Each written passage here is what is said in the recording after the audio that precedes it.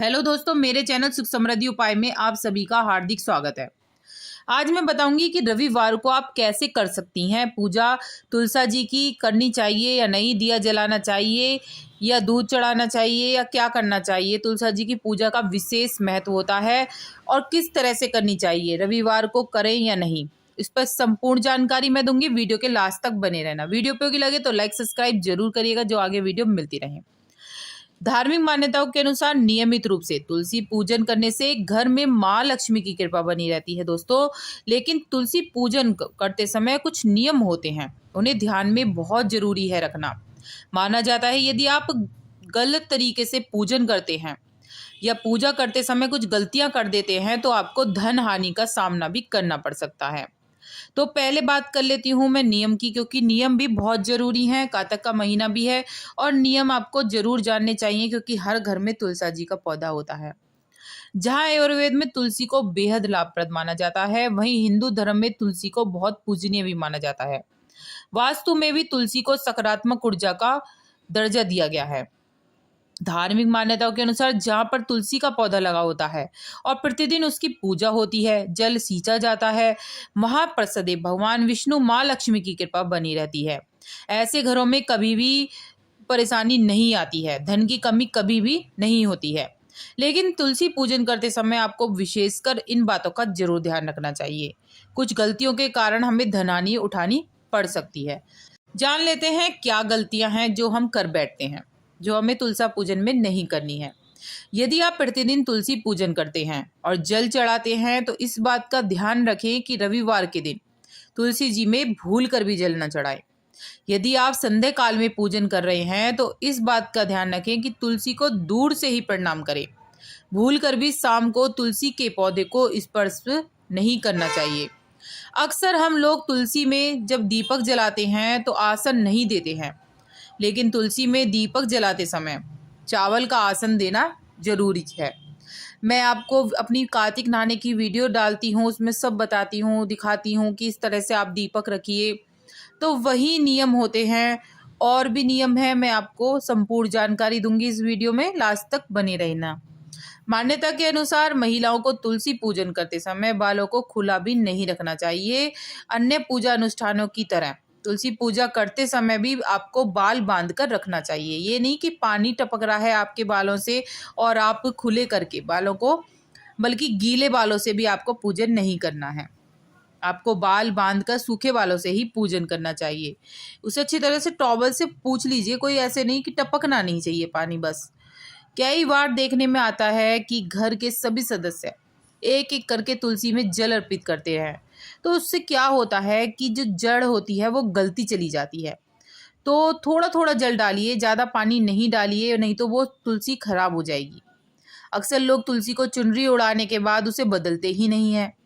ऐसा करना बहुत ही गलत माना जाता है। देवी देवताओं को वस्त्र हमेशा बदलते रहना चाहिए आपको। तुलसी के पौधे को संध्या काल में बिल्कुल भी नहीं छूना चाहिए। यदि आपको पूजन और अन्य काम भी करने हैं, ये तुलसी को तोड़ना है तो बिल्कुल भी भूल कर ना तोड़ें। आपको श्राप लग सकता है। ये मत सोचे कि देखने वाला कौन है, मतलब माँ का आपको बिल्कुल विशेष ध्यान रखना है। आपको सख्ताई से सभी नियमों का पालन करना चाहिए, जिससे माँ लक्ष्मी की कृपा हमारे घर पर बनी रहे। तुलसी तोड़ते समय ध्यान रखें कि पहले प्रणाम करने के बाद ही पत्ते तोड़ें। उसके साथ ही इस बात का ध्यान रखें कि तुलसी कभी भी नाखून से खींचकर नहीं तोड़ना चाहिए आपको, ना ही चाकू से तोड़े और ना ही कैंची से तोड़नी चाहिए। और पूजन आपको पता होगा पूजन विधि किस तरह से है, तो जरूर करिएगा। और गुरुवार के दिन अगर आप कच्चा दूध चढ़ा देते हैं तुलसा जी में तो बेहद शुभ माना जाता है। इससे आपके जो भी काम रुक रहे होंगे वो आपके बन जाएंगे। अब बात कर लेते हैं अपने टॉपिक की कि रविवार को आपको पूजन करना चाहिए या नहीं। रविवार को आप पूजन करिए, लेकिन आपको जल नहीं चढ़ाना है। आप दूर से ही पूजन करिए। दूर से ही पूजन करने का फल आपको मिल जाएगा। और आपको कुछ भी आपको नहीं चढ़ाना है कि आप जैसे कि वो चढ़ा देते हैं फ्रूट वगैरह या कोई चीनी वगैरह। आपको बस दिया जलाना है, दिए तक की अनुमति है। दिया जो होता है वो हमारे प्रकाश करता है, हमारे घर में प्रकाश करता है, नकारात्मकता ऊर्जा जो होती है उसको ख़त्म करके सकारात्मकता को लाता है। तो दिया हमेशा आपको जलाना है, चाहे एकादशी हो, चाहे कोई भी त्योहार हो। तो आप तो तुलसा जी में हमेशा दिया जलाते रहना है, लेकिन दूर से ही, रविवार को दूर से ही आपको करना है और भूल कर भी आपको जल नहीं चढ़ाना है। अब बहुत सा टॉपिक उठ जाता है कि सिंदूर चढ़ाना चाहिए या नहीं तुलसा माता को। तो आप सिंदूर भी चढ़ा सकते हैं, क्योंकि भगवान विष्णु की अर्धांगिनी है माँ तुलसा, और तुलसा जी को जरूर अच्छा है अगर आप चढ़ाएंगी तो सिंदूर। जैसे कि अब आ रहा है, वो आएगा, जैसे अब करवा चौथ गया था तो मैंने सिंदूर वगैरह चढ़ाया था, ऐसे कुछ नहीं है, आप सिंदूर चढ़ा सकती हैं। एकादशी आती है, देव उठानी एकादशी आती है, आप उस पर पूरा श्रृंगार चढ़ाइए और बहुत शुभ माना जाता है। उस दिन मैं आपको वीडियो डालूंगी कि किस तरह से आपको पूजन करना है, विशेष फल पाने के लिए जरूर करिएगा और गलतियां बिल्कुल भी आप ये ना करें। तो कुल मिला के आप रविवार को पूजन करिए, दिया जला सकते हैं लेकिन जल नहीं चढ़ाना। वही है कि मनगढ़ंत बातें बहुत हो जाती हैं, लेकिन जो नियम है वो नियम ही है। आप तुलसा जी में दिया जला सकते हैं, आपको उसमें नहीं चढ़ाना है जल। एकादशी में भी आपको जल नहीं चढ़ाना है, क्योंकि जो एकादशी का दिन होता है उसमें भी जो माँ वो तुलसी हैं वो भगवान विष्णु के लिए निर्जला व्रत रखती हैं, तो व्रत उनका खंडित नहीं करना है आपको। एकादशी के दिन याद रखना है कि एकादशी है, तो एकादशी वाले दिन आपको बिल्कुल भी भूलकर जल नहीं चढ़ाना है। अगर गुरुवार को आप दूध चढ़ा देती हैं तो बहुत अच्छा है, उससे जो गुरु हैं, बृहस्पति गुरु हैं, विष्णु भगवान हैं, वो बहुत ही खुश होते हैं। माँ लक्ष्मी की कृपा बरसती है और हमारे घर में धन धान्य हो जाता है, कभी हमें धन की कमी नहीं रहती है। एक बहुत ही अचूक उपाय है, जब मैं बातें कर रही हूँ तुलसा जी की तो आपको बता ही देती हूँ कि जैसे मंजरी उगती है, बहुत ही अच्छी मानी जाती है, उस मंजरी को आप क्या करें। वैसे तो मैंने मंजरी की और वीडियो में बता रखी है, यदि आप नए हैं तो आपको भी बता देती हूँ कि वो मंजरी आप जैसे शनिवार को मंजरी तोड़ते हैं, आपको पता होगा, या आप मैं बता देती हूँ कि शनिवार को मंजरी तोड़नी चाहिए और जो गुरुवार होता है उसको मंजरी की माला बनाकर विष्णु भगवान को अर्पित कर देनी चाहिए।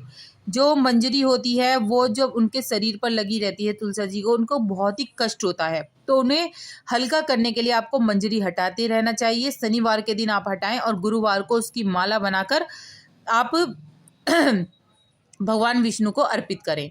मैं मंजरी की माला का वीडियो बना के डाल दूंगी, मुझसे कई लोगों ने पूछा है कैसे बनाए दीदी, तो मैं उसकी वीडियो बनाऊंगी, बहुत ही जल्दी में आपको भेजूंगी। तो उस तरह से आप मंजरी की आप एक माला बनाकर विष्णु भगवान को अर्पित कर दें। और मैं बात कर रही थी धन प्राप्ति के लिए बहुत ही अचूक उपाय बताने जा रही हूँ। आपको क्या करना है, आपको मंजरी लेनी है, मंजरी लेकर आपको लाल कपड़े में बांधकर आपको अपने धन के स्थान पर रख देनी है और देखना माँ लक्ष्मी खींची चली जाएंगी। और जैसे कि दीपावली आ रही है तो इसमें विशेषकर बहुत ही अचूक उपाय रहेगा, क्योंकि दीपावली के जो उपाय होते हैं बहुत ही कामयाब उपाय होते हैं। अगर आप इस दिन उपाय कर लेते हैं तो आपके घर में कभी भी धन की कमी नहीं रहती है। तो आप दीपावली पर भी कर सकते हैं ये उपाय, नहीं तो आप किसी भी अच्छे मुहूर्त देख के कर सकते हैं। तो यही था मेरा। अब वीडियो आपको पसंद आई हो तो लाइक सब्सक्राइब करिएगा, फिर भूल जाते हैं आप। तो बस यही था, इतना ही। और आपको कुछ पूछना हो तो आप ज़रूर पूछ सकते हैं। मैंने और भी कातक से रिलेटेड वीडियो डाली हैं और बहुत सारी वीडियो डाली हैं कि तुलसी दल किसको चढ़ाएं किसको ना चढ़ाएं, हर चीज़ की वीडियो है मेरे चैनल पर, ज़रूर देखिएगा। अच्छी लगे तो लाइक करिएगा। और मेरे कार्तिक भाई के भी वीडियो हैं। So thank you. आपका दिन शुभ हो। जय माँ तुलसी दोस्तों।